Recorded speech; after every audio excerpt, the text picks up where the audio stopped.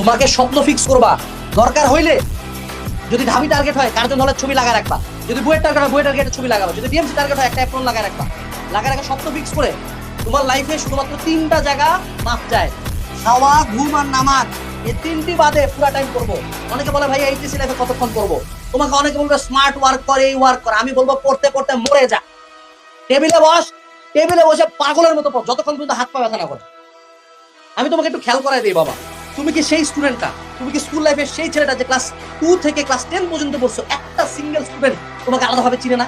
তোমাকে আজীবন ফ্যামিলিতে কেন প্রথম সময় কেউ প্লেস পায় নাই, অর্ধবার্ষিকী কেন প্লেস নাই, ফাইনালে কেন প্লেস নাই? তুমি কি সেই ছেলেটা, তুমি কি সেই ছেলেটা যে এসএসসি পরীক্ষা এখন 4 পয়েন্ট নিয়ে চিন্তা করছো? তুমি কি সেই ছেলেটা যে গ্রুপে পোস্ট করছো ভাইয়া এই কলেজ হবে নাকি ওই কলেজ হবে নাকি? তোমার কি মনে হয় না একবার পরিচয়টা চেঞ্জ করা উচিত? তোমার কি মনে হয় না যে একবার জঘন্য রকমের পরিচয় হয়ে আর্মিটা না? যদি এটা মনে হয়ে থাকে তাহলে HSC life is the chance. HSC life is the chance. খাওয়া ঘুম নামাজ বাদে পুরো টাইম করবি। তুই আইবা, তুই খুব মেধাবী না, তুই খুব টেকনিক না, ধর আমি এখানে তুই একটা ক্লাস করবি না মামা, আমি 10টা ধাপের ক্লাস করবো। তুই তিন মাস ধরে এক সাবজেক্ট, আমি 1 বছর একবার সিলেবাস শেষ করবি, তারপর আবার পড়বো, তারপর আবার পড়বো। That is the mentality you need.